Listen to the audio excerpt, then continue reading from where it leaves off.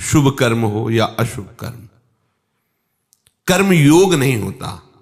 और प्रभु कह रहे हैं जो दूसरों के हित के लिए शास्त्रानुसार अपने कर्तव्य का पालन करने के लिए स्वसुख वांछा रहित होकर के समता से कर्म किया जाता है। पूर्ण हो अपूर्ण हो, सुख मिले दुख मिले, जय हो पराजय हो, इसकी कोई परवाह नहीं, केवल अपने कर्तव्य का पालन करना है, तो ये कर्म योग हुआ। और इसका परिणाम होता है उसे वही तत्व का अनुभव होता है जो ज्ञानियों को होता है। भक्ति योग, तन मन प्राण चेष्टाएं सब कुछ प्रभु के चरणों में समर्पित करके आठों पहर उनके चिंतन में मगन रहना। इससे जो तत्व ज्ञानियों को प्राप्त होता है, जो योगियों को प्राप्त होता है, वही भक्त को प्राप्त होता है। बस अंतर ये है कि ये जो भक्त है ये अपने आराध्य देव के साथ निरंतर रहकर रसास्वादन में डूबा रहता है। कभी रूप रसास्वादन में, कभी लीला रसास्वादन में, कभी उनकी गुण माधुरी में, कभी वचन माधुरी में, अनंत रस का अनुभव करता है। इसीलिए चाहे जिस मार्ग का आचार्य महापुरुष हो, वो भक्ति की श्रेष्ठता का ही वर्णन करता है। जैसे आचार्य भगवान शंकर वर्णन करते हैं कि स्वरूपानुसंधान में भक्ति गरीयसी अर्थात श्रेष्ठ है, जबकि अद्वैत सिद्धांत उपनिषदों की व्याख्या करने वाले भगवान शंकराचार्य जी ज्ञान मार्ग के आचार्य हैं, पर वो कह रहे स्वरूपानुसंधान भक्तिरेव गरीयसी, सबसे श्रेष्ठ भक्ति है।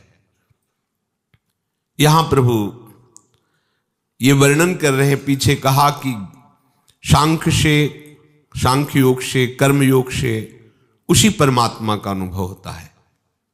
पर अब यहां पर शब्द लगाया कि ज्ञान के द्वारा परमात्मा को प्राप्त करना बहुत कठिन है, क्योंकि हमारा जन्म जन्मांतर से शरीर में राग है।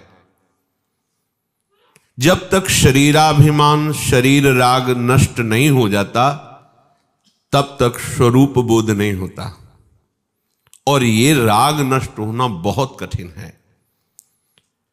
आप खूब विवेक लगाइए, बुद्धि लगाइए, पर ऐसी भूल भुलैया है इस माया की कि कहीं न कहीं भूल हो ही जाती है।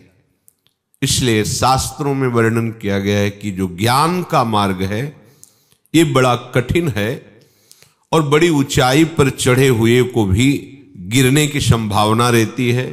भगवान ब्रह्मा जी भागवत में जब श्री लालजू की स्तुति करते हैं तो उसमें वर्णन करते हैं कि हमने बड़े बड़े योगियों और ज्ञानियों को देखा है ऊंचे ऊंचे पदों से गिरते हुए।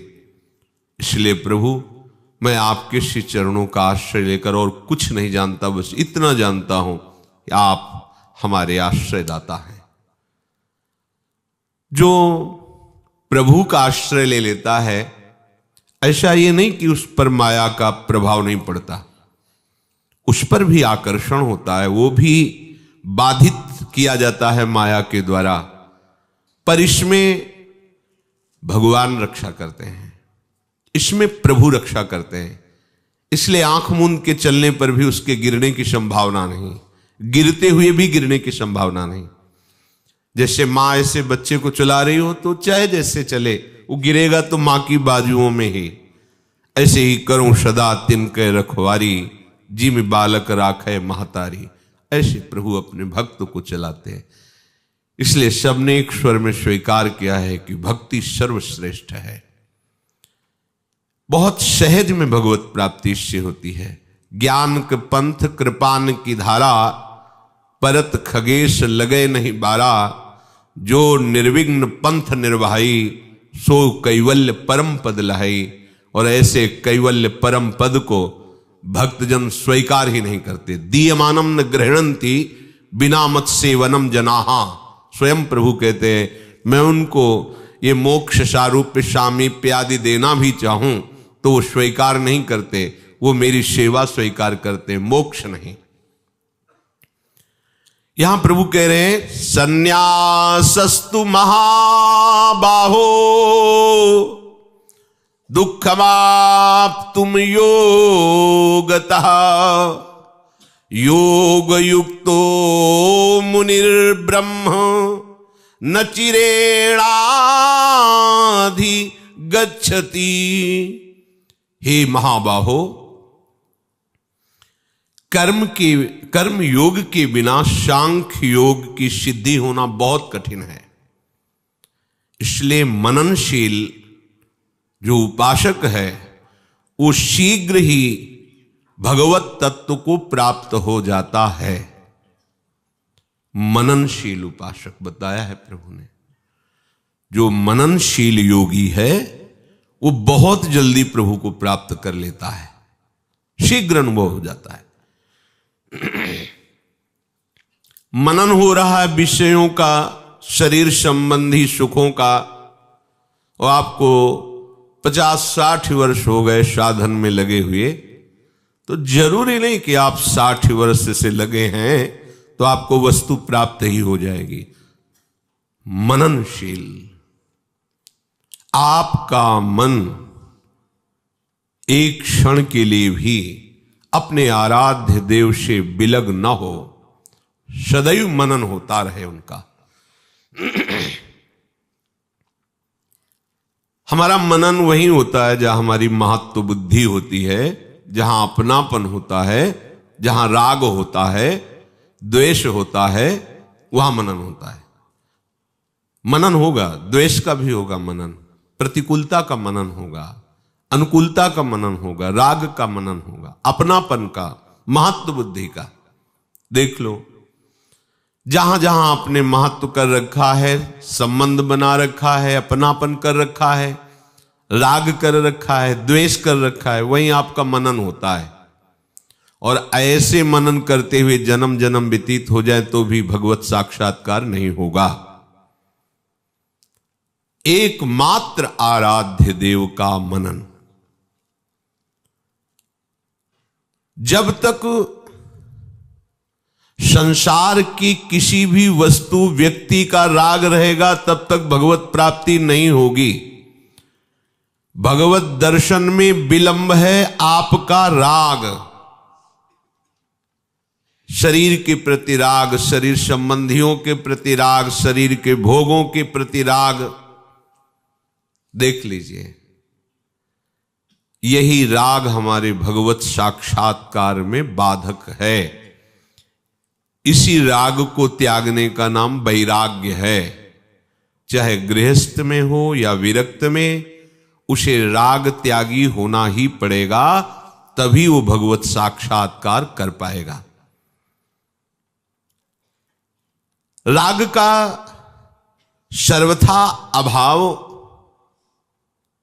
तभी होता है जब अनुरागी संतों का साक्षात्कार हो और उनका संग मिले। जिस राग में हम फंसे हुए हैं, उस राग से हटने के लिए हमें सामर्थ्य चाहिए। जैसे दलदल में फंसा हुआ व्यक्ति तभी निकल सकता है केवल अपनी ताकत से नहीं। अगर वो अपनी ताकत लगाएगा तो और धंस जाएगा। ताकत उसे लगानी है, पर निकले हुए का हाथ पकड़ करके। ध्यान दीजिए, जैसे कई लोग प्रश्न करते हैं कि गुरु की क्या आवश्यकता है, संत की क्या आवश्यकता है। भगवान का भजन करके स्वयं भगवान को प्राप्त किया। प्राप्त स्वयं ही करना है, चेष्टा आपको ही करनी है। उद्धार आपका आपके ही चिंतन मनन से होगा। पर जो आपका रागात्मक चिंतन संसार में फंस गया है, शरीर में फंस गया है, उसको छुड़ाने की युक्ति और सामर्थ्य ये सद्गुरु से प्राप्त होती है, ये महापुरुषों से प्राप्त होती है। चाहे जितना शक्तिशाली हो, अगर दलदल में फंस गया है तो निकलने के लिए निकला हुआ बाहर, वो जब आपको सामर्थ्य प्रदान करे और आप पूरा उपाय करें कि उसके हाथ पकड़ के इशारे से अपनी शक्ति से बाहर निकलने की चेष्टा करे, वो आपको सहज में निकाल देगा। निमज्जयोन्मज्जतां घोरे भवाब्धौ परमायनम् संतो ब्रह्मविदः शांता नौर्दृढ़ेवाप्सु मज्जताम्।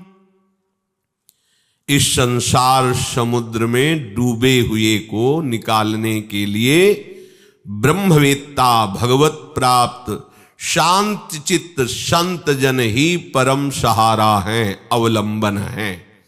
जैसे जल में डूबते हुए को दृढ़ नौका ही पार कर सकती है, ऐसे ही भवाब्धौ परमायनम संतो ब्रह्मविदा शांता। ये जो भगवत प्राप्त शांत चित्त महापुरुष हैं, ये भवसागर से पार होने के लिए दृढ़ नौका है। इस दृढ़ नौका का आश्रय लिए बिना इस भव समुद्र से पार नहीं हुआ जा सकता। अर्थात भगवत अनुरागी संतों के संग के बिना संसार के राग का त्याग करना अत्यंत कठिन है। संसार के राग का त्याग करके निरंतर भजन करने की सामर्थ्य भजनानंदी भगवत प्रेमी महात्माओं के आश्रय और संग से प्राप्त होती है।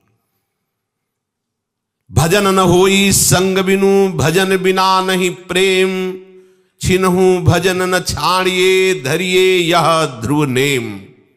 ध्रुवदास जी स्पष्ट वर्णन करते हैं, भगवत प्रेमी भजनानंदी महात्माओं के संग के बिना भजन नहीं हो सकता और भजन के बिना भगवत प्रेम नहीं होता। ऐसा नियम बनाओ कि एक क्षण के लिए भी तुम्हारा भजन न छूटे। प्रभु कह रहे हैं जो मननशील महात्मा हैं वो बहुत शीघ्र मेरा साक्षात्कार कर लेते हैं। ये मन जो अनुकूलता में, प्रतिकूलता में, राग में, द्वेष में, द्वंद्वों में फंसा हुआ है, अगर भगवत प्रेमी महात्मा के चरणों का आश्रय श्रद्धा विश्वास पूर्वक ले लिया जाए और उनकी बात मान ली जाए तो आप खुद अनुभव करेंगे कि बिना प्रयास के आप कैसे आगे बढ़ते चले जा रहे हैं। यथोपश्रयमाणस्य भगवन्तं विभावसुं शीतं भयं तमोपेति साधून संसेवतस्तथा। जिस प्रकार भगवान विभावसु भगवान अग्निदेव का आश्रय ले लेने पर तुम्हें शीतलता नहीं व्यापेगी, अंधकार नहीं रहेगा और निर्भयता आने लगेगी, ऐसे ही भगवत प्रेमी संत का आश्रय लेने पर, उसका संग करने पर पाप रूपी शीतलता व्याप्त नहीं सकती। जन्म मृत्यु रूपी भय तुम्हें अब भयभीत नहीं कर सकता और अज्ञान रूपी अंधकार ये अब टिक नहीं सकता। जैसे भगवान अग्निदेव का आश्रय लेने पर शीतलता, भय, अंधकार नष्ट हो जाता है, ऐसे भगवत प्रेमी महाभागवत का संग करने से जन्म मृत्यु का भय नष्ट हो जाता है। पाप रूपी शीतलता अब हृदय में ठंडी पैदा नहीं कर सकती, नष्ट हो जाएगी, क्योंकि दाहिका शक्ति जैसे अग्नि में है ऐसे भगवत भजन में अपार सामर्थ्य है, अनंत जन्मों के दुष्कृत कर्मों को भस्म कर देती है। आवागमन का भय नष्ट हो जाता है। सतसंगति संस्कृति कर अंता, संत संग आवागमन को रोक देता है। वो प्रभु के चरणारविंद की भक्ति ऐसी हृदय में उनके वचनों से बढ़ती है कि अब इस शरीर और संसार का राग पता नहीं चलता और स्वाभाविक नष्ट हो जाता है। निर्मल हरिभक्ति आज तक किसी को भी प्राप्त हुई है तो केवल भगवत प्रेमी महात्माओं के चरणों के आश्रय और उनकी सेवा से। भक्तराज प्रहलाद जी ज्ञानियों में और भक्तों में श्रेष्ठ हैं। श्री जड़ भरत जी ज्ञानियों और भक्तों में परम श्रेष्ठ हैं, इनके वचनों को देखो। नैषाम मतिस्ताव दुरुक्रमांघ्रिम स्पृशत्य अनर्थापगमो यदर्थः महीयसाम पादरजोभिषेकम निष्किंचनानाम न वृणीत यावत्। हिरण्यकश्यप कहता है कि कहां से तेरी बुद्धि लग गई? हमारा शत्रु है हरि और तू उसकी आराधना करता है, किसने सिखाया? हे दैत्यराज, जिन भगवान श्री हरि के चरणों का स्पर्श, चिंतन, आश्रय समस्त विपत्ति, संकटों और अनर्थों का नाश कर देता है, ऐसे श्री हरि चरणों में तब तक किसी को प्रेम हो ही नहीं सकता जब तक भगवत प्रेमी अकिंचन महात्मा के चरणारविंद की धूल से अपने शरीर को अभिषिक्त नहीं किया जाएगा। महीयसाम पादरजोभिषेकम निष्किंचना नाम न वृणीत यावत, यावत तब तक उसके हृदय में विशुद्ध हरि भक्ति नहीं आ सकती जब तक भगवत प्रेमी महात्मा के चरणारविंद की धूल अपने शरीर में ना लगाई जाए। अभिषिक्त करे, अभिषेक करे। रहुगण ने जब श्री जड़ भरत जी के महामहिम स्वरूप को उनकी वाणी से समझा तो आश्चर्य माना। इतनी ऊंची भूमिका ज्ञान की, चरणों में पड़ गए और बोले ये ज्ञान कैसे प्राप्त होता है, ये विशुद्ध भागवत तत्व का अनुभव कैसे होता है? जड़ भरत जी ने कहा, रहुगणई तत्तपसा नयाति न चेज्जया निर्वपणाद गृहाद्वा न छंदसा नैव जलाग्नि सूर्यो विना महत्पाद रजोभिषेकम।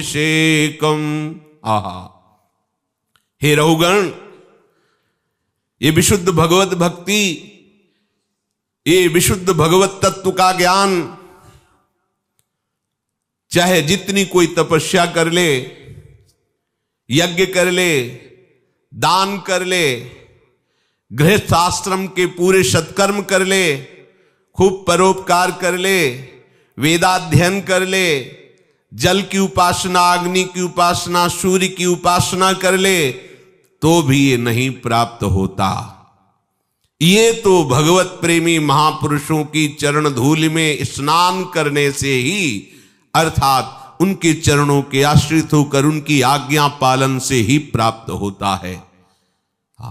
रहुगणित तत्तपसा नयाति न चेज्जया निरूपणाद गृहाद्वा न छंदसा नैव जलाग्नि सूर्योर बिना महत्पाद रजोभिषेकम। बिना महापुरुषों की चरण का आश्रय लिए, उनकी चरण रज का सेवन किए विशुद्ध बोध और विशुद्ध भक्ति प्राप्त हो ही नहीं सकती। महापुरुषों का सेवन संसार का राग मिटा देता है।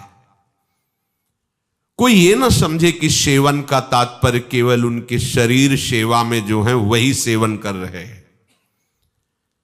शरीर सेवा भी सेवन शब्द की एक अंग की पूर्ति करता है। उनके समीप रहना, उनकी शरीर सेवा करना, यह संपूर्णता सेवा नहीं है, एक अंग है सेवा का।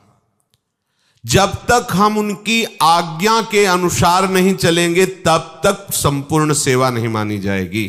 आज्ञा शम न सुसाहब सेवा, उनके मन के इशारे पर जो चलता है, मन मन की रुचि जानी नेह विधि अनुसरें।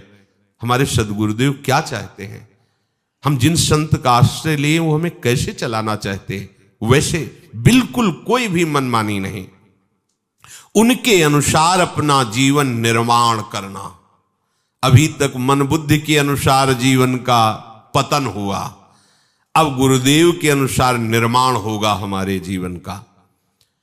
इस बात को सर्वदा और सर्वथा समझनी चाहिए कि महापुरुषों की सेवा का सीधा अर्थ है उनकी आज्ञा में रहना, उनके आश्रय में रहना। परंतु ममता देह की और देह संबंधियों की, ये सबसे बड़ी बाधा है संत महापुरुषों का आश्रय लेने में। एक एक शब्द यथार्थ सत्य देख लीजिए। जिन महापुरुषों के संग से भगवत तत्व का बोध या भगवत प्रेम होता है, उन महापुरुषों का सेवन करने में सबसे बड़ी बाधा है शरीर की ममता और शरीर संबंधियों की ममता। ये बहुत बड़ी बाधा है। जहां वो आपके अहम को नष्ट करने की प्रतिकूल चेष्टा की, क्योंकि अहम प्रतिकूलता से ही नष्ट होता है, अनुकूलता देने से बढ़ता है। सम्मान वो ऐसा विष है जो अभिमान रूपी वृक्ष को और फलीभूत करता है, और अपमान एक ऐसी औषधि है जो जड़ से भस्म कर देता अभिमान को। जहां एक कड़वी औषधि दी गई, तो यदि आपकी शरीर में ममता है और शरीर संबंधियों में ममता है, तो भाग के वहीं पहुंच जाएंगे। उपासक को चाहिए कि आसपास देख ले कोई सहारा तो नहीं रह गया है। अगर कोई सहारा है तो उसे नष्ट कर देना चाहिए, क्योंकि जब भागने का अवसर आएगा तो हमारा मन ढूंढेगा कोई है जो हमें सहयोग दे सकता है। हाँ है ना, पेंशन आती पिताजी की, वो है, बढ़िया व्यवस्था है, जाओ।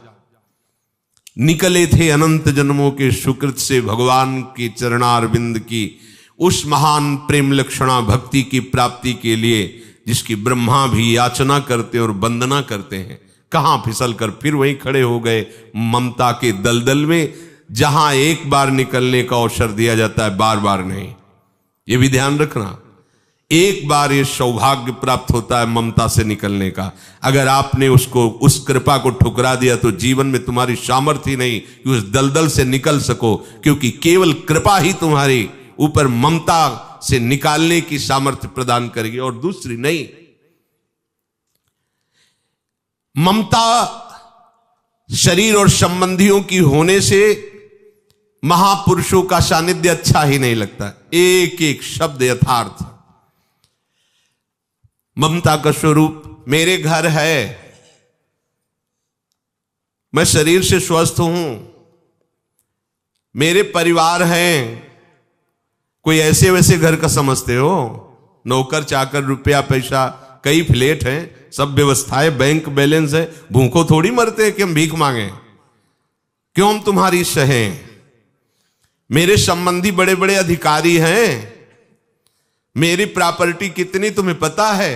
यह है ममता का स्वरूप। इस प्रकार जिसके अनेक प्रकार की ममता के बंधन बंधे हुए हैं, वो इन बंधनों को तोड़ नहीं सकता। इसलिए संत संग उसे रुचता नहीं है, पचता नहीं है। संत संग पचना भी चाहिए। पचा हुआ अभिमान गलित, पचा नहीं अभिमान प्रकाशित हो गया। इस ममता के बंधन को तोड़ेगा संत संग ही, पर संत संग करने के लिए कुछ तो ममता छोड़नी पड़ेगी। संतों की सेवा रूपी दिव्य मणि का प्रकाश जब हृदय में प्रकट होगा, तो ममता रूपी अंधकार की रात्रि कम होते होते एकदम नष्ट हो जाएगी। पर पहले संत संग में जाने के लिए ममता छोड़ने की आवश्यकता तो है ना। अतएव संसार के इन ममत्व के स्थानों पर जननी जनक बंद सुत दारा तन धन धाम सुहृद परिवारा सबकी ममता ताग बटोरी मम पद मन ही बांध बरडोरी। जितने भी विषय हैं सब दुख रूप है, अनित्य है। जितने भी संबंध है जहां तुमने ममता कर रखी, वो अज्ञान से हैं। ऐसा समझ करके भगवत प्राप्ति के लिए, संत संग करने के लिए हम ममता को त्यागें। ये समझना चाहिए कि संसार में कोई भी तुम्हारा साथ देने वाला नहीं, कुछ भी तुम्हारा नहीं। ये शरीर भी जिसे तुम मेरा नहीं परम मैं कहते हो कि मैं, ये भी नष्ट हो जाएगा। ये तुम्हारे चलाए नहीं चल रहा है। कब तुम बाल्यावस्था से जवान हुए, ऐसा कब संकल्प किया, कब कौन सी औषधि खाई, यौवन अवस्था को रोकने की बड़ी चेष्टा की, बुढ़ापा आ गया, कब तुम्हारी सामर्थ्य यहां काम की, और बुढ़ापा से मृत्यु आ गई, कब तुम्हारी सामर्थ्य काम की। ये शरीर को मैं कहते हो, मेरा कहते हो, तुम्हारे अधीन है ये। देखो अपने आप सब हो रहा है। फिर अन्य वस्तुओं में मैं मेरापन करना, ये तो घोर मूर्खता है। मैं मेरेपन का त्याग करने, मूल जो त्याग होगा वो अंतर से होगा, पर मूल त्याग के लिए बाहरी त्याग करके संत संग करना अत्यंत आवश्यक है। अगर संत संग रंग लाने लगा तो हृदय से राग खत्म हो जाएगा, फिर कोई बात नहीं। हृदय से राग खत्म होने की जो एक वृत्ति आती है उपरति, समीप सब संबंधी विषय राग होने पर भी उनका स्मरण ही नहीं। उस स्थिति तक पहुंचने के लिए प्रगट में स्वरूप से त्याग करना अनिवार्य है। अगर प्रगट में स्वरूप में आपकी ममता, वही विषय भोगों की चेष्टा, वही, तो आप संत संग का लाभ नहीं ले पाएंगे। सुनेंगे, रंग नहीं चढ़ेगा, क्योंकि अंदर ममता का रंग चढ़ा हुआ है, इसलिए ये समता की वाणी समझ में नहीं आएगी। तो उपासक को चाहिए जो भगवत प्राप्ति करना ही चाहता है, विविक्त स्थानम सेवेते यो लोक बंध मुन्मूलयति निस्त्रैगुण्यो भवति योगक्षेमं त्यजति। सदैव एकांत स्थान का सेवन करे। लौकिक कोई भी बंधन हृदय में ना रह जाए। सतोगुण, रजोगुण, तमोगुण, तीनों गुणों का प्रभाव तुम्हारे हृदय में प्रभावित करके अपने अनुसार ना चलाए, और योगक्षेम की भी तुम्हारे अंदर चिंता न रह जाए। जब तक हम भगवत प्रेमी भक्तों का संग नहीं करेंगे, तब तक ममता का नाश नहीं होगा। तो जो विविक्त स्थानम सेवते का तात्पर्य केवल ये न लिया जाए कि वो एकदम एकांत में ऐसे सुनसान में रहता है, ऐसा नहीं। जहां विषयी पुरुषों की भीड़ हो, जहां विषय वार्ता, विषय उत्सव चल रहे हों, विषय जैसे ब्याह है, पार्टी है, ये सब विषय, विषय संगोष्ठी, विषयी लोगों का जमा होकर विषय प्रपंच की बातें, उनसे अलग रहना। 5,000 50,000 भक्त जमा है तो वो एकांत ही है, क्योंकि सब एक प्रभु में रमण करने वाले वो भक्त जन हैं। और अगर दो विषयी पुरुष से भी बात कर रहे हो तो बहुत बड़ी भीड़ का सेवन कर रहे हो। यदि आप हृदय से विषय चिंतन कर रहे हो तो आप बहुत बड़े प्रपंच में हो। ये एकांत शब्द का अर्थ समझना चाहिए। अपने लोग एकांत का अर्थ समझने लगते हैं एकदम कहीं जंगल में, कहीं गुफा में, कहीं पर, ऐसा नहीं। वहां भी भाग के जाओगे तो अंतःकरण तो आपका ही है, जो माल मसाला अंदर विषयों का भरा हुआ, वहां बैठ के भी चिंतन करोगे।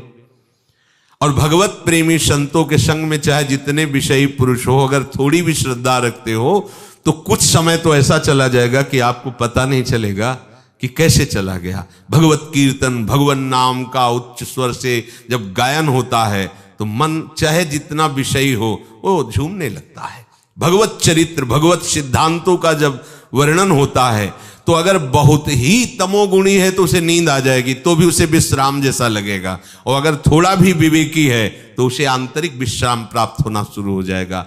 इंद्रियों को सुख मिलता है सत्संग में, चाहे वो घोर विषयी क्यों ना हो, तभी वो शांत होकर नींद में चली जाती हैं। और जो सतोगुणी होता है, भगवत मार्ग में दृढ़ता से चल रहा है, उसके अंदर और प्रकाश जागृत होता है, और विज्ञान, ज्ञान की बातें जागृत होती। पर जो नीची धरा को सो जाते हैं, शब्द क्या हो रहा है उनको पता नहीं, पर विश्राम उनको भी मिल रहा है, इंद्रियों का विश्राम। वो भले तमोगुण में चले गए, पर देखो उस सत्संग का प्रभाव कि जिसको नींद ना आती हो सत्संग में बैठाल दीजिए, वो थोड़ी ही देर में ऐसे हो जाएगा, नींद आ जाएगी। ये बहुत सावधानी की जरूरत। सत्संग में नींद आने का मतलब है कि हमारी बहुत मलिन वृत्ति है। हमारे आराध्य देव की चर्चा हो रही, जिनके लिए हम परमार्थ पथ पे चले हैं, और हमें नींद गिरा दे, मुझे नहीं लगता कि वो उपासक उपासना के मार्ग में अग्रसर होगा। ऐसा कैसे हो सकता है? जहां अमृत में भगवत चर्चा हो रही, वहां मैं नींद में नहीं।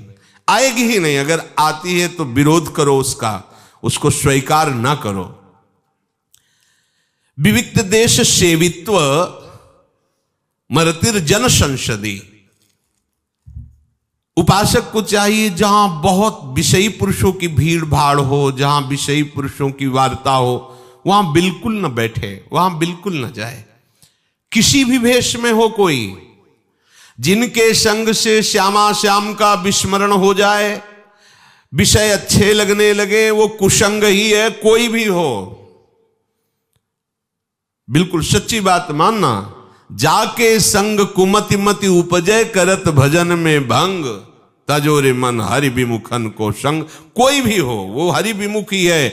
जिसके संग से भगवान नाम रूप लीला स्मृति जागृत हो जाए, वो संत ही है, चाहे जिस वेश में हो, चाहे जिस देश का हो। जिसके संग से प्रभु का विस्मरण हो जाए, चाहे वो वस्तु हो, व्यक्ति हो, स्थान हो या अंदर की वृत्ति हो, वो कुसंग ही है।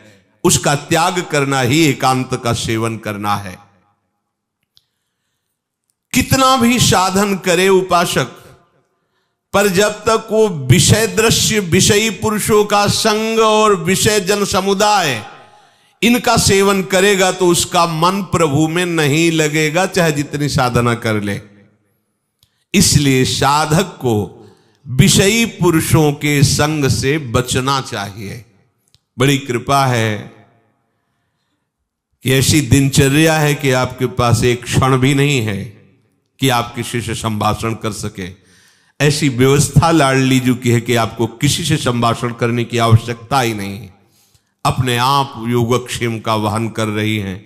आपको केवल अपने चित्त से प्रिया प्रीतम के चरणारविंद का सदैव चिंतन करना है। प्रभु का प्रेम बंधन तभी होता है जब लोक बंधन मुन्मूलयति, जड़ से उखाड़ फेंको लोक संबंध। देख लो, यो विविक्त स्थानम सेवते यो लोक बंध मुन्मूलयति, मूल जड़ से उन्मीलन, उखाड़ फेंको। तभी जय श्री भट्ट प्रेम रस बंधन क्यों छूटे दृढ़ फंद, बसो मेरे नैनन में दो चंद। गौर बरन वृषभानु नंदिनी, श्याम बरन नंद नंद, बसो मेरे नैनन में दो चंद। गोलक रहे लुभाए रूप में, निरखत आनंद कंद। जय श्री भट्ट प्रेम रस बंधन क्यों छूटे दृढ़ फंद। अपने आराध्य देव के साथ प्रेम बंधन तभी बंधेगा जब लोक बंधन को आप जड़ से उखाड़ फेंकोगे। यो लोक बंध मुन्मूलयति, जड़ से उखाड़ फेंकोगे। देह कुटुंब ते जाए छूट सब ही विधि नातो, ये है यो लोक बंध मुन्मूलयति। अगर हमारा संबंध शरीर के संबंधियों से बना हुआ है तो भगवत संबंध दृढ़ नहीं होगा। तो आए किस लिए हैं? भगवत संबंध दृढ़ करने के लिए। तो फिर हमको चाहिए कि सबकी ममता ताग बटोरी, मम पद मन ही बांध बरडोरी। लोक संग त्याग और लोक बंधन त्याग।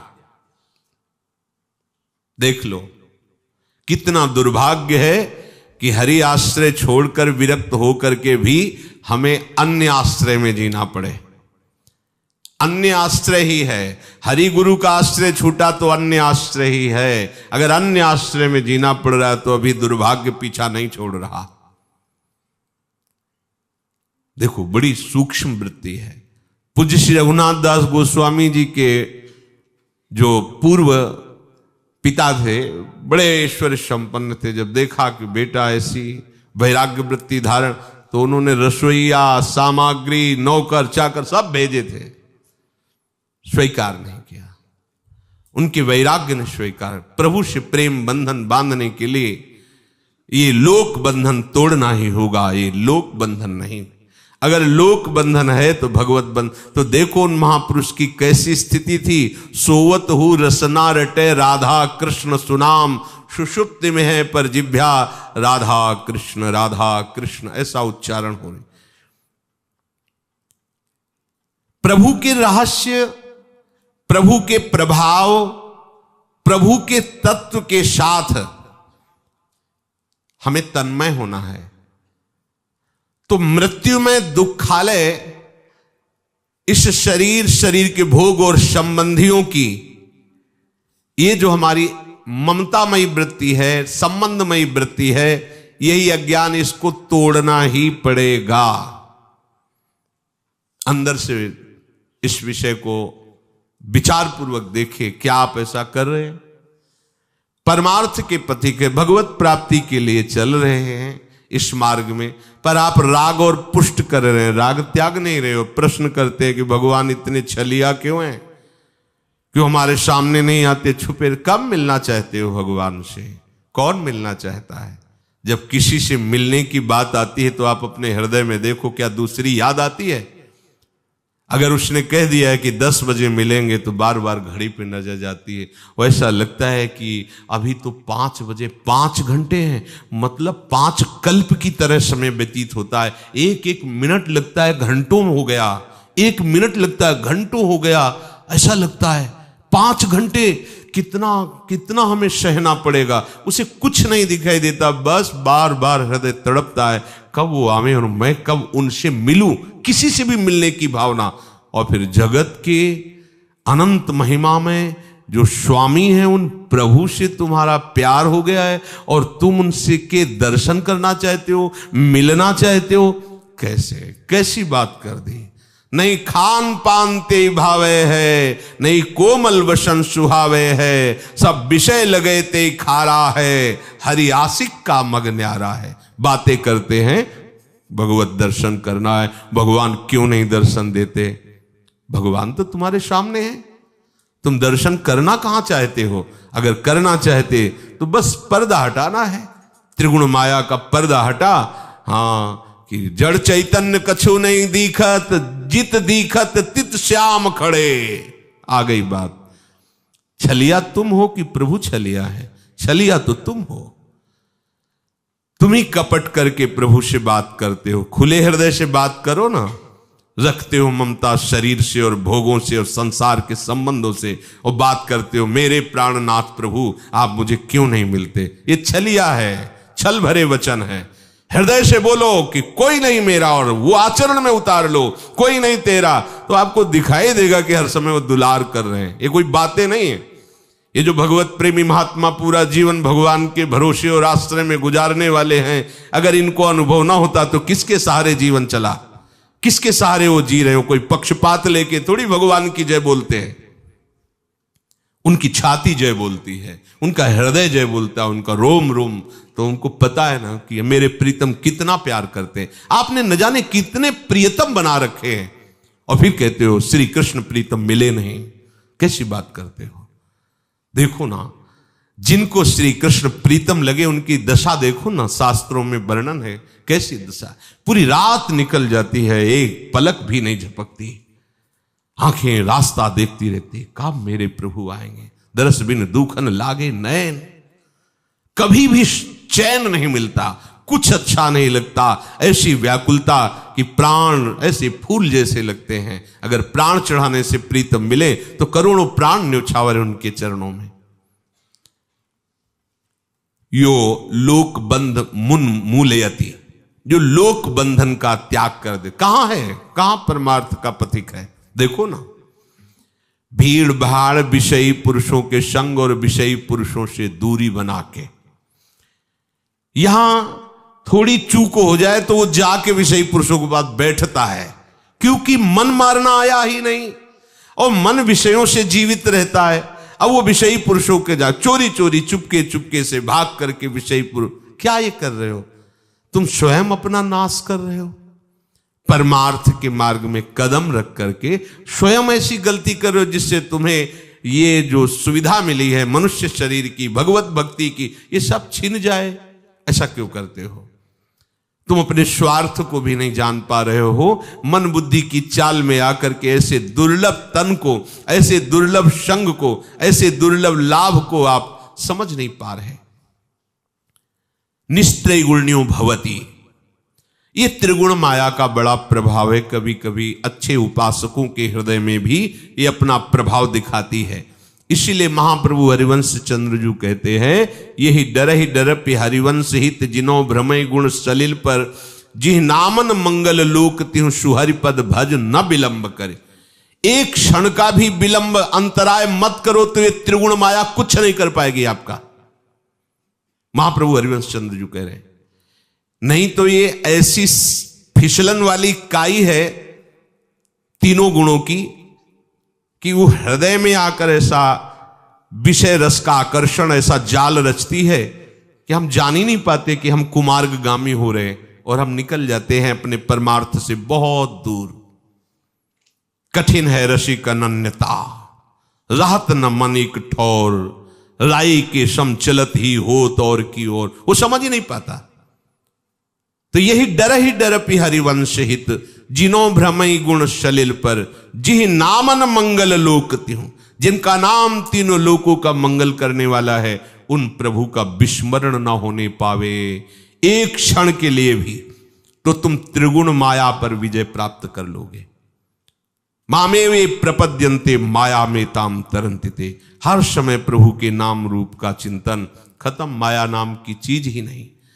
तो जो भीड़ भाड़ विषयी पुरुषों के संग का त्याग करके भक्त संग में रहता है, जो लौकिक रिश्ते नाते संबंधों को तोड़ देता है, जो तीनों गुणों के प्रभाव से अपने आप को बचा लेता है, और जो योगक्षेम की भी चिंता नहीं करता है। योगक्षेम की चिंता, अप्राप्त की प्राप्ति का नाम योग है और प्राप्ति की रक्षा का नाम क्षेम है। और ये हमें करना नहीं, ये हमारे प्रभु को करना है। अनन्यस चिंतयन्तो माम ये जना पर्युपासते तेषाम नित्याभियुक्तानाम योगक्षेमम वहाम्यहम। मैं वहन करूंगा तुम्हारे योग और क्षेम को। जो तुम्हें प्राप्त कराना है वो मैं कराऊंगा, और जो प्राप्त है उसकी रक्षा मैं करूंगा। अपने को क्या चिंता। यो योगक्षेमम त्यजति, योगक्षेम की भी परवाह ना करो, क्योंकि वो परवाह तो हमारे आराध्य देव करेंगे। उपासक को भोजनाच्छादने चिंताम वृथा कुर्वन्ति वैष्णवाः, योशो विश्वंभरो देवः सा किम दासानुपेक्षते। आहार आदि की भी चिंता नहीं करनी चाहिए। जो प्रभु समस्त विश्व के समस्त जीवों का भरण पोषण करते हैं, तुम उनके सेवक हो, तुम उनके दास हो, तुम भूखे रह सकते हो क्या? अरे घोर पापियों को, हिंसक जीवों को भी जितना चाहिए उतना भोजन देते हैं, ऐसे वो दाता हैं। तुम तो उनके सेवक हो, निज जन हो। यदि तुम अपने वस्त्र की, भोजन की, वास की, इसी व्यवस्था की चिंता में पड़े रहे तो अभी तुम शरणागत नहीं हो, अभी तुम भगवद आश्रित नहीं हो।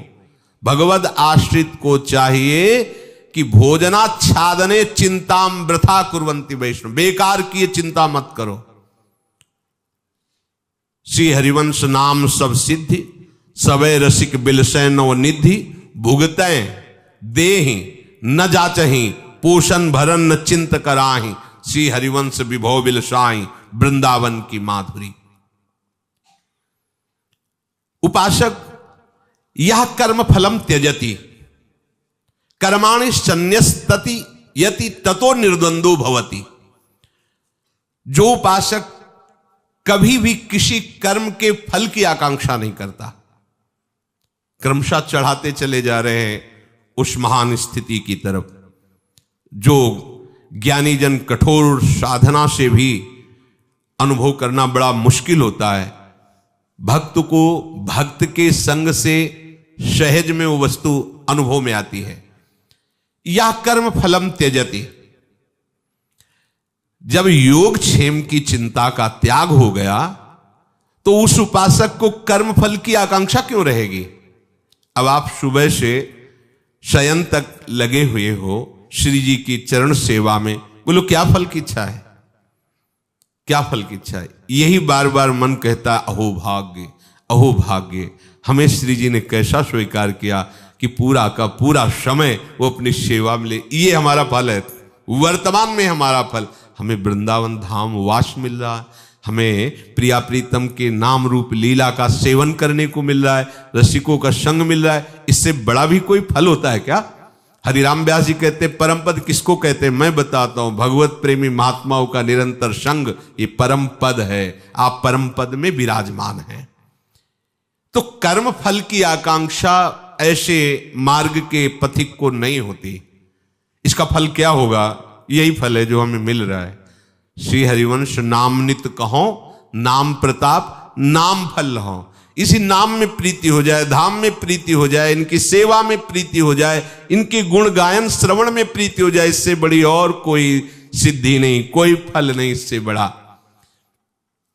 उपासक किसी भी कर्म फल की आकांक्षा न करे, भजन न करे निमित्त लय, ये हो जाए ये हो जाए, नहीं, चिंता मत करो। अखिल कोटि ब्रह्मांडों के ईश्वर कह रहे हैं योगक्षेमम भाम्यम, तुम क्यों चिंता करते हो, अपनी आदत क्यों बिगाड़ रहे हो, निष्कामता की तरफ बढ़ो। वो खुद एक आपको आंतरिक रहस्य की बात बता रहे हैं। जो अपना भार स्वयं लेता है वो जलता रहता है, परेशान और अशांत रहता है। जो प्रभु के भरोसे पर आनंदित होकर सब भार उनके ऊपर डाल देता है, तो चिंता उनको होती, चिंतामणि प्रणमताम ब्रजनागरी नाम, चिंतामणि चतुर चिंतामणि चिंतित हो जाते हैं उसके लिए। और भक्त बेपरवाह होकर व्यास भरोसे कुंवर के सोवत पांव पसार, न स्वार्थ की चिंता, न व्यवहार की चिंता, न परमार्थ की चिंता, बैठे हैं आपके भरोसे पर। क्या लेने के लिए, कुछ नहीं, कुछ नहीं। भजन क्यों करते हो, रहा नहीं जाता। जैसे अफीमची को अफीम खाए बिना नहीं रह जाता, ऐसे हम राधा बोले नहीं रह सकते। इसका फल क्या है, यही राधे तिमम जीवनम, ये मेरा जीवन है। जैसे श्वास के बिना मर जाओगे, ऐसे राधा नाम के बिना हम मर जाएंगे। ये बात आ जानी चाहिए, हम जी नहीं सकते।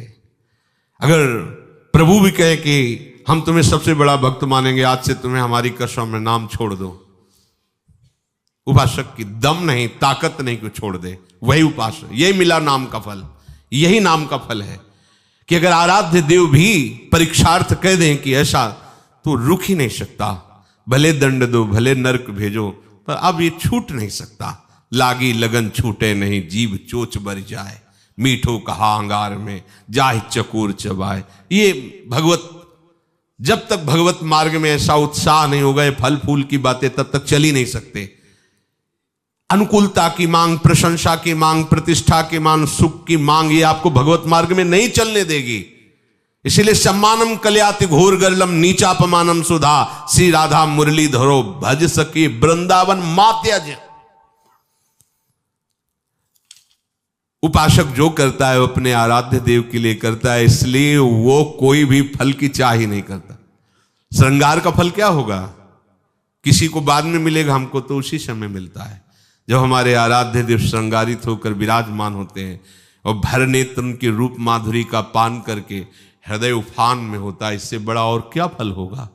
वर्तमान में ही भगवत उपासक को ऐसा अद्भुत सुख मिलता है जो किसी के भी परिणाम में वो सुख नहीं आएगा। क्या हमें फल चाहिए, हम अपने हाथों से अपने आराध्य देव का श्रृंगार किया, दर्पण दिखा करके, और दूर हट करके एकाग्रता से जब उनके दर्शन किए, और जो यहाँ कुछ हुआ, उससे बड़ा और फल क्या हो सकता है। मेरे लाडले मेरे प्यारे श्रृंगारित, आज नीकी बनी श्री राधिका नादे, देख रहा है, निहाल हो रहा है, इससे बड़ा और कोई सुख हो सकता है क्या। वो कौन सा फल चाहे, क्योंकि सब फलों के दाता उनके सामने, अब क्या फल फूल चाहे। अब वो कर्म का भी त्याग कर देता है। कर्म त्याग का तात्पर्य है कर्ता भाव का त्याग। जैसे यंत्र में घूम रहा है, यंत्री के द्वारा ऊपर, अब वो क्या कहे कि हम बाएं मुड़ेंगे कि दाएं मुड़ेंगे। जो कछ हुए सब तिहारी कृपा से बिहारी बिहारिन, और सब मिथ्या प्रपंच भाषिए, मैं ये करता हूं सब झूठा। अपने द्वारा जो नेत्र खुलने से लेकर नेत्र मुंदने तक चेष्टाएं हो रही, वो मेरी नहीं हो रही, मैं नहीं कर रहा हूं। लाडली लाल का प्रताप गुरु कृपा हर समय हमें लगाए हुए है। तो कर्म भी नहीं कर रहे, तो कर्म फल की आकांक्षा भी नहीं है, सेवा बन रही है, सेव्य मुस्कुरा रहे हैं, यही हमारे जीवन का परम लाभ है। वो कर्म और कर्म फल दोनों का त्यागी होता है। ततो निर्द्वंदो भवति। अब उसके हृदय में कोई भी द्वंद अपना प्रभाव नहीं डाल सकते।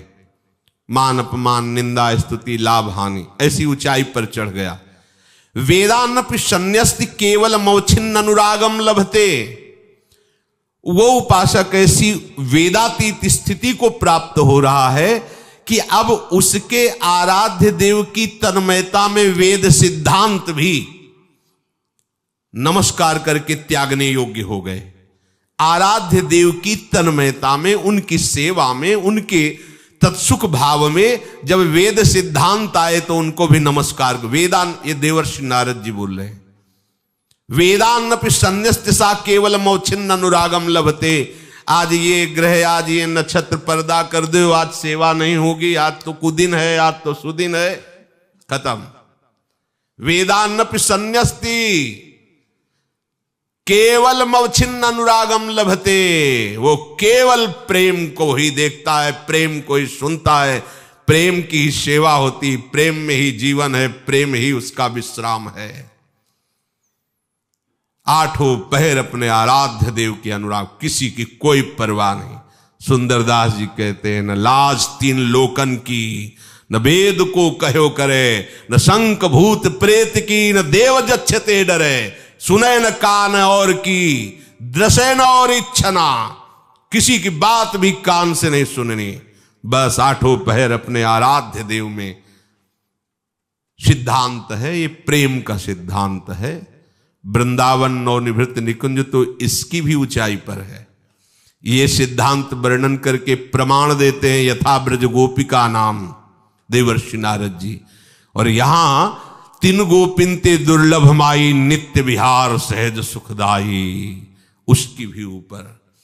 राधा वल्लभ लाल की विमल ध्वजा फहरंत, भगवत धर्मो जीत के निज प्रेमा ठहरंत। ये निज प्रेमा ठहरंत रस है, इसमें अन्य कोई मिलावट नहीं। अब जिसकी ऐसी स्थिति हो गई है, सही बात पूछो, पता नहीं होना चाहिए तुम्हें। अगर पूछा जाए आज कौन सा वार है, तो आप ऐसे करने पर भी आपको पता न चले आज कौन सा वार है, आज कौन सी तिथि है, पता नहीं होना चाहिए आपको। कैसे पता चला आपको? आपको श्री जी से केवल मतलब, श्यामा श्याम से।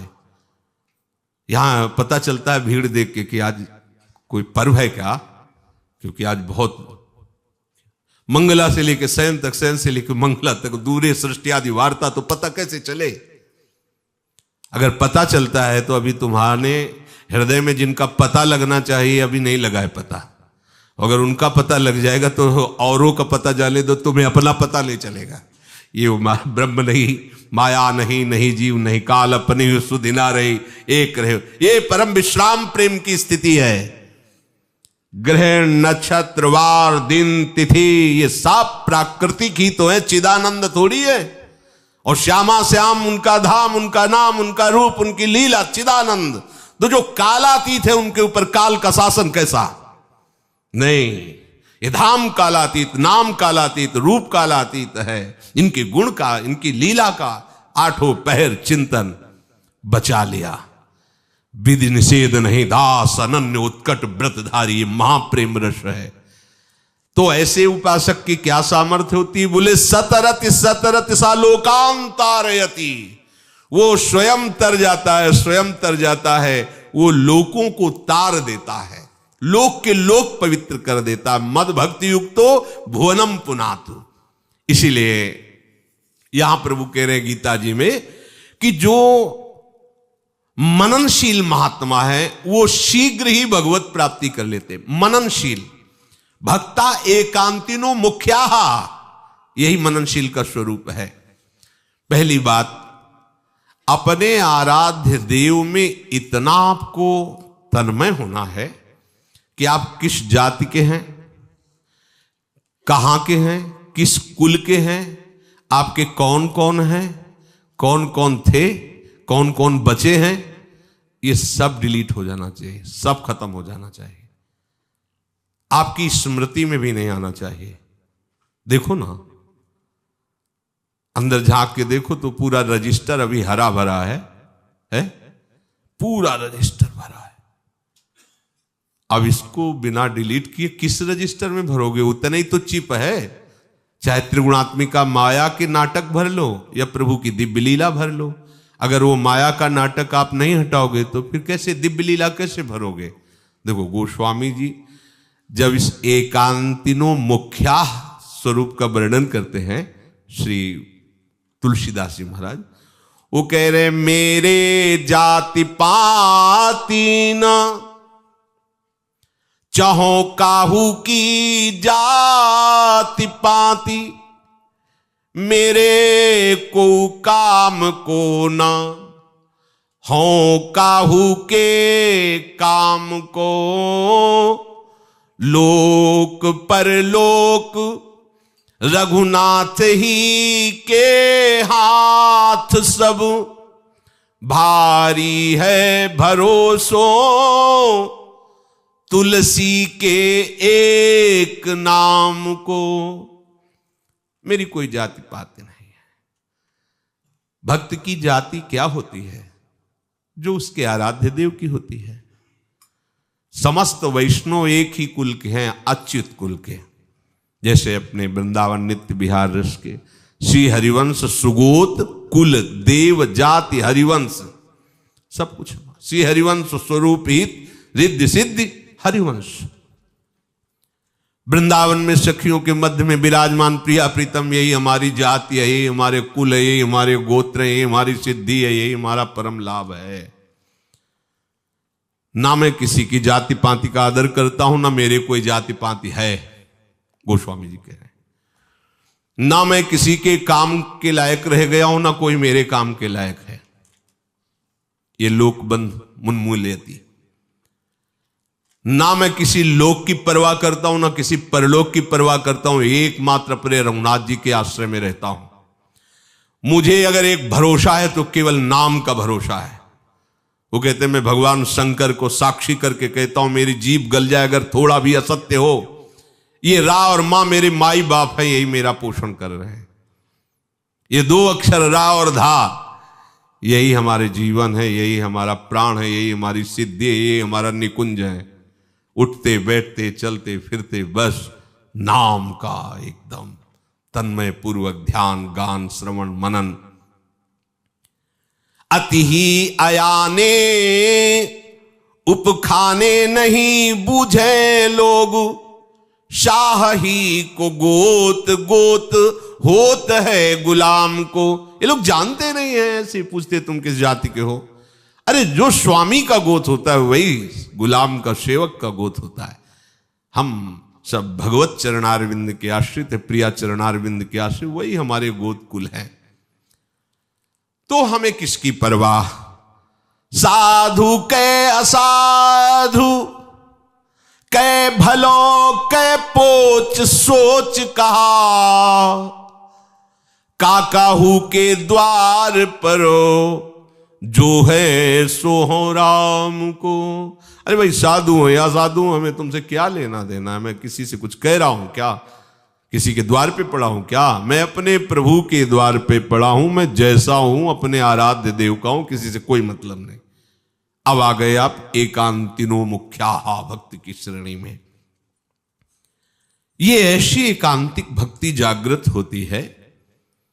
प्रीति जो मेरे पिय की बैठी पिंजर माही, रोम रोम पिव पिव करे दादू दूसर नाही। प्रीतम को पतिया लिखूं जो कहूं हो ये विदेश, तन में मन में नैन में ताको कहा संदेश।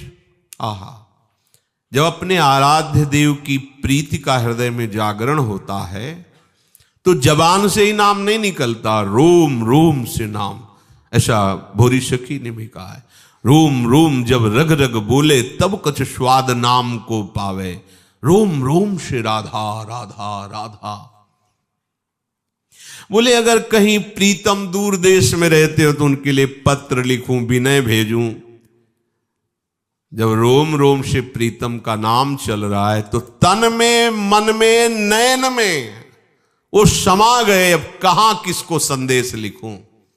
पी मूर्ति नयनन बसे तेहि रस राय समाए, ये लक्षण सुन प्रेम के और न कछु सुहाए। एकांतिनो मुख्याः, मननशील महात्मा को बहुत शीघ्र भगवत साक्षात्कार हो जाता है। एकांतिनो मुख्याः, तन मन धन सब कुछ प्रभु के अर्पण, कुछ मेरा नहीं। क्योंकि जहां आपने अपनापन मेरापन किया वही तुम्हारी परमात्मा प्राप्ति में बाधक होगा।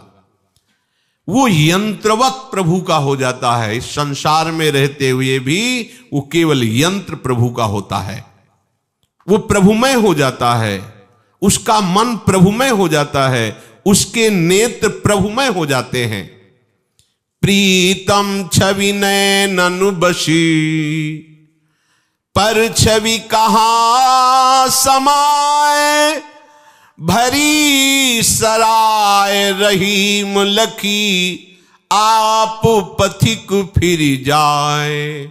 रहीमदास जी कहते अपने आराध्य देव की छवि नेत्रों में बस गई तो जैसे धर्मशाला भर गया तो फिर पथिक क्या करेगा, वापस ही चला जाएगा। तो नेत्र भर गए, अब कोई दूसरा रूप, कोई दूसरा चिंतन आ ही नहीं सकता। कबीरा काजर रेख हूं, अब तो दई न जाए। नैननि प्रीतम रमि रहा, दूजा कहां समाए। कबीरदास जी कहते अब तो नेत्रों में इतनी भी जगह नहीं रही कि काजल लगा सके, क्योंकि प्रीतम समा गए नेत्रों में, तो अब जगह ही नहीं रही। 8 पहर 64 घड़ी, मेरे और न कोय। नैना माही तू बसे, तो नींद ही ठौर न होए। अब ऐसी स्थिति हो गई कि मेरे नेत्रों में मेरे प्रिया प्रीतम बस गए, तो अब नींद के लिए जगह ही नहीं रह गई है। 8 पहर 64 घड़ी वो युगल सरकार समाये रहते, इसलिए अब नींद के आने की कोई गुंजाइश ही नहीं रहे। भक्ता एकांतिनो मुख्या, अंदर ही अंदर हर समय अपने आराध्य देव की चिंतन मनन में डूबा हुआ। कंठावरोध रोमांचाश्रुभिः, परस्परम लपमानाः, पावयन्ति कुलानि पृथ्वीं च। जब ऐसा एकांतिक भक्त होता है तो प्रेम का ऐसा आवेश होने लगता है कि उसका कंठ अवरुद्ध होने लगता है, रोमांच होने लगते हैं, अश्रु झरने लगते हैं। परस्पर ऐसे ही संभाषण करते हुए वो इस भाव को प्राप्त हो जाता है। भगवत चर्चा करते करते भावावेश आया, कंठ अवरुद्ध हो गया, रोमांच हो रहा है, अश्रुओं से नेत्र झर रहे हैं। वो अपने कुल को क्या समस्त पृथ्वी को पावन करने की सामर्थ्य वाला महात्मा हो गया। जब उपासक एकत्रित होकर अपने प्राण प्रीतम की चर्चा करते हैं तो उनके हृदय में प्रेम के सागर की उफान होती है। वो बहुत संभाल कर चेष्टा करना चाहते पर छुपता नहीं है। उनकी आवाज बदल जाती है, कंठावरुद्ध, शरीर में रोमांच होने लगता है, उनके अश्रु धारा प्रवाहित हो जाती है। ऐसे वातावरण में, ऐसे विशुद्ध वातावरण में जो भी प्रवेश करेगा उसके पाप नष्ट हो जाते हैं। हृदय में उसकी भी प्रेम प्राप्ति की आकांक्षा या प्रेम वर्धन होने लगता है। बड़े भाग्यवान होते हैं जिनको ऐसा संग प्राप्त होता है। वागद्गदा द्रवते अस्य चित्तम, रुदत भीक्षणम हसति क्वचिच्च। विलज्ज उद्गायति नृत्यते च, मदभक्ति युक्तो भुवनम पुनाति। जहां ऐसे भगवत प्रेमी महात्मा जो प्रभु की चर्चा करते करते वाणी गदगद हो जाती है, चित्र द्रवीभूत हो जाता है। वो बार बार आवेश को संभालना चाहते हैं, पर वो रो देते हैं। कभी कभी प्रभु की लीला में हंसते हैं, कभी लाज छोड़ करके नृत्य करते हैं, गान करते हैं। ऐसे जो भक्त हैं वो त्रिलोकी को पावन करने वाले हैं। ऐसे भक्त से बढ़कर कोई तीर्थ नहीं है।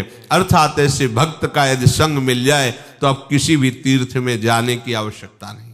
तीर्थी कुर्वन्ति तीर्थानि, सुकर्मी कुर्वन्ति कर्माणि, सच्छास्त्री कुर्वन्ति शास्त्राणि। ऐसे भक्त जब कभी स्वाभाविक ऐसे किसी भी तीर्थ में अपने चरण रखते हैं तो वो तीर्थ सुतीर्थ हो जाता है। ऐसे भक्त जो कर्म करते हैं वो सब सुकर्म हो जाते हैं। ऐसे भक्त जब किसी भी शास्त्र का प्रवचन करते हैं, चर्चा करते हैं, गान करते हैं, वो सतशास्त्र हो जाते हैं। उनकी वाणी सतशास्त्र हो जाती है।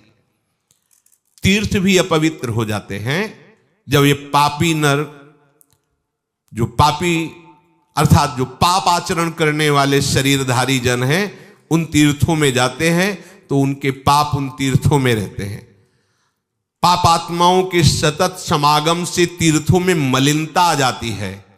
तीर्थों की वो मलिनता एकमात्र से भगवत प्रेमी महात्मा के संग से नष्ट होती। वो महात्मा जहां चरण रखते हैं, वह इस तीर्थ में स्नान करते हैं, तो औरों के स्नान करने से तीर्थ में मलिनता आती, उनकी मलिनता नष्ट होती है। जो स्नान करता है उसके तो पाप कम हुए, पर तीर्थ मलिन होने लगते हैं। लेकिन भगवत प्रेमी महात्मा के स्पर्श से तीर्थों का पाप नष्ट हो जाता है। तीर्थी कुर्वन्ति तीर्थान, उनमें तीर्थत्व, उनमें पवित्रता प्रदान करने की सामर्थ्य आती है भक्तों से। दिलीप कुमार महाराज भगीरथ के घोर तप से प्रसन्न होकर वर देने के लिए जब भगवती गंगा जी प्रकट हुई, तब उन्होंने कहा मुझे एक डर लग रहा है। मृत्यु लोक में यदि मैं गई तो मृत्यु लोक में लोग बहुत पाप कर रहे हैं, और वो जब हमारा स्पर्श करेंगे तो हम पाप युक्त हो जाएंगे। उन पापियों के अपार पाप पंख से मैं मलिन हो जाऊंगी। तो मुझे ये बताओ कि मुझे निष्पाप और पवित्र कौन करेगा। भगीरथ जी ने बहुत विचार करके कहा, साधवो न्यासिनः शांत ब्रह्मिष्ठा लोक पावना हरन्त्यघम तेंग संगात ते स्वास्ते हगभिद्धरि। हे माता गंगे, समस्त विश्व को पवित्र करने वाले, विषयों के त्यागी, शांत स्वरूप ब्रह्मनिष्ठ जब महात्मा करके तुम्हारा स्पर्श करेंगे तो उनके स्पर्श से तुम निष्पाप हो जाओगी। गंगा को भी निष्पाप करने की सामर्थ्य प्रभु के भजन में डूबे हुए महात्माओं में होती है। तेषाम विचरताम पदभ्याम तीर्था नाम पावनेच्छया भीतस्य किम न रोचेत तावका नाम समागमः। ऐसे महान भक्त जहां भी चरण रखते हैं वो सब जगह परम पवित्र हो जाती है। भूमि पर जहां विचरण करते हैं वो भूमि तीर्थ के समान हो जाती है। संसार भय से भयभीत कोई भी ऐसे संत भक्तों का आश्रय ले लेता है, वो निश्चित निर्भय पद को प्राप्त होता है। तन्मयाः, क्योंकि ऐसे भक्त प्रभु में तन्मय होते हैं। मननशीला, वो निरंतर प्रभु में, ये खास बात है, ये शास्त्रों की खास बात है। निरंतर चिंतन, कभी नाम चल रहा है, कभी लीला गायन कर रहे हैं, कभी रूप चिंतन कर रहे हैं, कभी उनकी चर्चा कर रहे हैं, उनकी सेवा कर, उनमें अपने आराध्य देव में निरंतर। ये अंतर सहित भक्ति भगवत साक्षात्कार कराने की योग्य नहीं होती, ध्यान रखना। अंतर सहित जो भक्ति, जो हम अंतर करते हैं भजन में, वो हमें भगवत साक्षात्कार कराने योग्य। जब हमारा निरंतर भजन होता है, अंतरता खत्म हो जाती, तो हमारे हृदय में प्रभु को ढूंढना नहीं पड़ता, वो प्रकाशित हो जाते हैं। भगवान जब किसी पर प्रसन्न हुए तो अनन्य चिंतन दिया है और आदेश किया, सुमरेसु भजेसु निरंतर मोही। जब कभी प्रभु किसी को अपना जान करके दुलार किया है तो अनन्य भक्ति दी है, निरंतर भजन। ये अपने लोग क्यों नहीं कर पा रहे हैं? अपने को तो बहुत बढ़िया अवसर मिला है और कोई कार्य ही नहीं है, कोई भी जिम्मेवारी नहीं है, एक ही काम है। जो गृहस्थ में उनके लिए तो बहुत कार्य करते हुए उन कार्यों को भगवत समर्पित करके भगवत स्मरण करना है। जो निवृत्ति मार्ग के पथिक उनके लिए तो एक ही कार्य है, केवल भजन, केवल चिंतन। अगर ये अब भी नहीं हो पा रहा है तो अब कौन सी सुविधा भगवान दें, कौन सी व्यवस्था कर दें जिससे तुम्हारा निरंतर भजन हो? कोई हमें बताना है बात। आपको जैसा सौभाग्य मिला है ऐसा ब्रह्मा जी को भी नहीं मिला है, क्योंकि गोकुल में रहने के लिए 60,000 वर्ष तपस्या करके भी वो गोकुल में नहीं रह पाए। बाल गोविंद के लीला स्थली में ये तो 9 किशोरी 9 किशोर का, यहां के लिए तो मांगा ही नहीं, मांगने की सामर्थ्य ही नहीं यहां के लिए। तो अब ये वृंदावन धाम आपको मिला है मनुष्य शरीर में, ये प्रिया प्रीतम की उपासना मिली है, आपको वास मिल गया है, आपको जीने के लिए कुछ सोचना नहीं है, केवल जीवन धन के विषय में सोचना है, प्रिया प्रीतम के। फिर क्या कमी है जो भजन नहीं हो पा रहा? अब हमारी प्रियाजू की तरफ से कमी नहीं है, अब हमारी कमी है, पर्सनल हमारी कमी है। हम निरंतर भजन करना नहीं चाहते, इसलिए नहीं हो रहा। ये कोई भी अगर कहता है कि हम करना चाहते पर नहीं होता है, ये हम बात मानने के लिए तैयार नहीं हैं। इसलिए नहीं तैयार है कि जिस समय तुम करना चाहोगे निरंतर भजन, तो इसी संकल्प में इतनी सामर्थ्य है कि इस असत माया का कोई भी विघ्न विकार आपको रोक नहीं सकता। अगर इसको रोकने की सामर्थ्य उनमें है तो आपकी स्वीकृति से है। आपने स्वीकृति दे रखा है कि आइए आपका स्वागत है, इसलिए हर विकार आपके हृदय में आकर आपके भजन को रोक देता है। और जिस दिन आप ठान लेंगे कि आज से मैं भजन का तार नहीं टूटने दूंगा, तो किसी की सामर्थ्य नहीं कि भजन आपका रोक दे। विश्वास मानना हमारी बात पर। अब भी आप कहोगे कि आज से भजन का तार नहीं टूटेंगे, तो आप देखो, आप चिंतन कर रहे हो विषय का ना, आप कर रहे हो, कोई करवा रहा है क्या आपको? आप देखो किस किस का चिंतन कर रहे हो। ऐसे संकल्प की पूर्ति होगी निरंतर भजन की। वो मन नहीं लगता तो राधा राधा राधा राधा राधा, क्या करेगा मन? हम जबान से बोल रहे हैं, नाम जी जप जागे जोगी, वो नाम का। गोस्वामी जी कह रहे, राम नाम मणि दीप धर, जी है देहरी द्वार, तुलसी भीतर बाहर, जो चाह सुजियार। वो जीव थक जाएगी रसास्वादन करते करते। आज तक कभी उसने नहीं कहा कि थक गई, 50 वर्ष से खवाता चला जा रहा है, थोड़ा विश्राम ले, नहीं, फिर शाम के एक नई चीज, अच्छा आज कुछ और, आज क्या चलेगा, हाँ चिंतन हो रहा है, आज समोसा चटनी ये। कभी सोचा है कि ये जीव कभी रसेंद्रिय बोली कि आज तक इतना जीवन हो गया खाते, अब तो थोड़ा विश्राम कर, जो मिलेगा मिलेगा नहीं, अब राधा राधा राधा नाम जपने बोल, जबान दर्द करने लगती है। कैसी जबान है जो इस अमृत रस के लिए दर्द करने लगती, थक जाती है। अभी किसी को थोड़ा सा छेड़ दो, क्रोधावेश में कर दो, तो 1 घंटा गाली देने में उसको कुछ फर्क नहीं पड़ेगा और रुआब से जाएगा। ये नहीं कहेगा जबान दर्द हुई है। वो 1 घंटा राधा नाम कीर्तन में माथा पकड़ लेगा। वो 1 घंटा से कीर्तन करे ना, थक गए। अरे 1 घंटा कीर्तन करने के बाद आंसू आ जाने चाहिए, रोमांच हो जाना चाहिए, शरीर फूल जैसा हल्का हो जाना चाहिए आपका। इसका मतलब है आप अभी विषय स्वाद में हो, विषय चिंतन में हो, स्वयं स्वीकृति देते हो, तभी भजन में अंतराय होता है। और जिसका भजन में अंतराय, कैसे भगवत साक्षात्कार होगा? क्योंकि दर्शन उसी को होता है जो अनन्य चेता सततम यो माम विस्मृति नित्य सा तस्याहम सुलभा। वो कह रहे हैं तुम्हें बिल्कुल चिंतन और नहीं करना, योगक्षेमम बहाम्यम, बिल्कुल तुम्हें कोई परवाह नहीं करनी। अहम त्वं स्वरूपापेभ्य मोक्षयिष्यामि मा शुचा तेषाम् अहम समुद्धरता मृत्यु संसार सागरात्। वो कह रहे हैं तो तुम्हें क्या परवाह है? बस हम केवल नाम मात्र के भक्त कहलाना चाहते हैं कि हम भक्त हैं, पर हम भक्त हैं विषयों के। विषय भोगना चाहते हैं, विषय चिंतन करना चाहते हैं, विषय संग्रह करना चाहते हैं, विषयों में सुख बुद्धि है। कैसे निरंतर भजन होगा? जब प्रभु से मिलना चाहते, प्रभु के ही आनंद में डूबना चाहते, प्रभु के सिवा हमारा कोई नहीं, हमारा जीवन प्रभु, मिल गए प्रभु, करके तो देखो। अब हमको भुलावे में अपने से अपने को नहीं डालना, ध्यान रखिए। सारी कमी अपने से अपने में हम कर रहे हैं। अगर अपने सावधान हो जाएं तो बस सब बात बन जाए। ये सत्संग आपको तैयार कर रहा है।